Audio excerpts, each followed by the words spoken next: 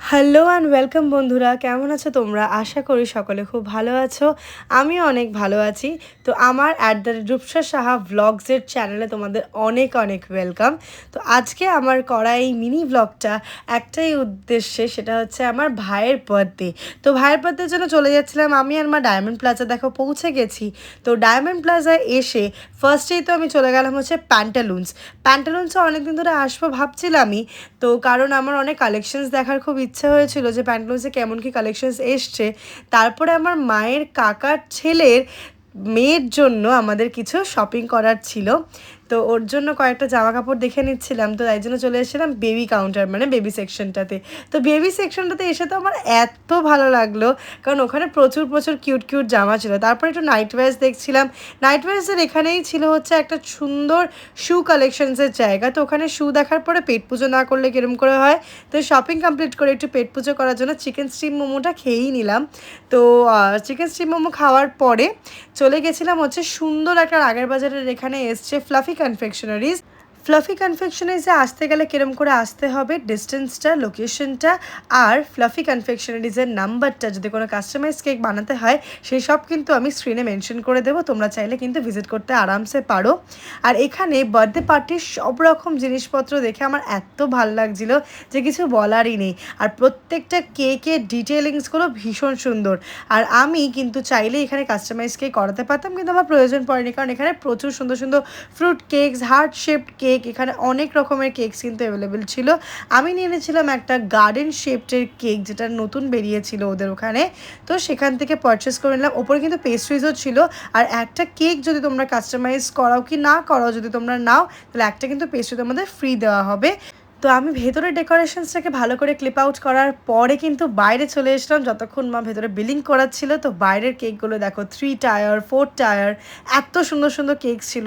আর এই যে দেখবে, এই কেকটার পরেই যে ছিল একটা সুন্দর বিরিয়ানি কেক, মানে এত সুন্দর কাস্টমাইজ করা বিরিয়ানি কেকটা। তবে বাচ্চাদের জন্য অনেক কেকস ছিল। তো এই সব কিছু নেওয়ার পরে তো পৌঁছে গেলাম স্ট্রেট অ্যাওয়ে হচ্ছে আমার মাসির বাড়ি। তো মাসির বাড়িতে গিয়ে বসে একটু গল্প করার পরে মাসি সার্ভ করলো আমাদেরকে পিৎজা। তো ছিল এখানে দুরকম পিৎজা, চিকেন, অনেক কিছু ছিল। তো প্রথমে তোমাদেরকে একটু ডেকোরেশনসটা দেখিয়ে দিই। দেখো মিনিমাল, খুবই নর্মাল একটা ডেকোরেশন করেছিল, বাট তাও খুব সুন্দর লাগছিলো। আর আমরা খেতে খেতে একটু টিভি দেখছিলাম, একটু গল্পও করছিলাম। তারপরে এখানে ছিল উইংস, ফিশ, মিট বল, সব। তো সব কিছু মাসি খুব সুন্দর করে সাজিয়ে দিয়েছিল। তারপরে চলে এসছে আমার ভাই, আজকের বার্থডে বয়। তো তারপরে আমরা কিন্তু কেক দেখতে চলে গেছিলাম যে কটা কেক পেয়েছে। ও দুটো কেক পেয়েছিল। এই চকলেটটা আমি দিয়েছি, একটা কেক পেয়েছে এইটা, যেটা আমি দিয়েছি গার্ডেন শেপড। আর এই সাইডের কেকটা পেয়েছে আমার মেশোর কাছ থেকে। এই কেকটা আমার মেশো দিয়েছে, হার্ট শেপের কেকটা ভীষণ সুন্দর লাগছে দেখতে। আর এই সাইডের কেকটা কিন্তু আমি দিয়েছিলাম, মানে আমি আর আমার মা দিয়েছিলাম।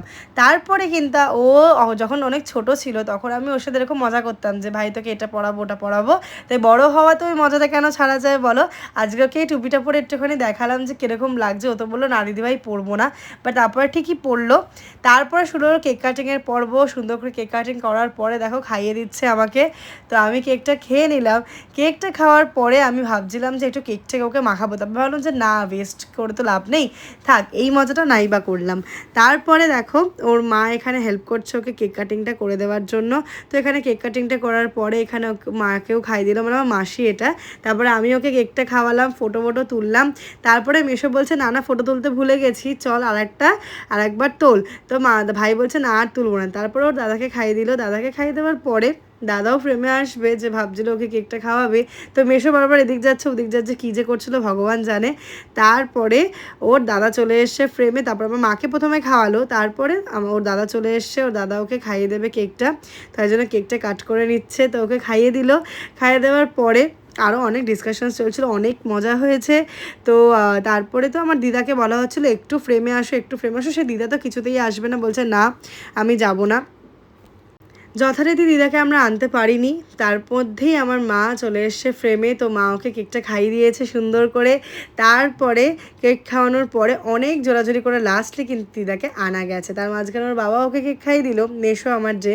তারপরে দিদাকে আমার মা কেক খাইয়ে দিল। তো তারপরে লাস্টলি দিদা কিন্তু কেকটা খাইয়েছে ওকে। কেক খাওয়ানোর পরে আমরা একটু করলাম ফটো সেশনস। তো এই করে আমাদের ব্লগটা আজকে এখানে এন্ড করলাম। বার্থডে পার্টি ভীষণ মজা করেছি। তো যদি এরকম আরও ব্লগস দেখতে হয় তাহলে কিন্তু অবশ্যই সাথে থাকতে হবে। Stay tune, like share comment subscribe করতে কিন্তু অবশ্যই ভুলো না। যদি কিছু ভালো লেগে থাকে তাহলে নিশ্চয়ই কমেন্ট করো। বাই।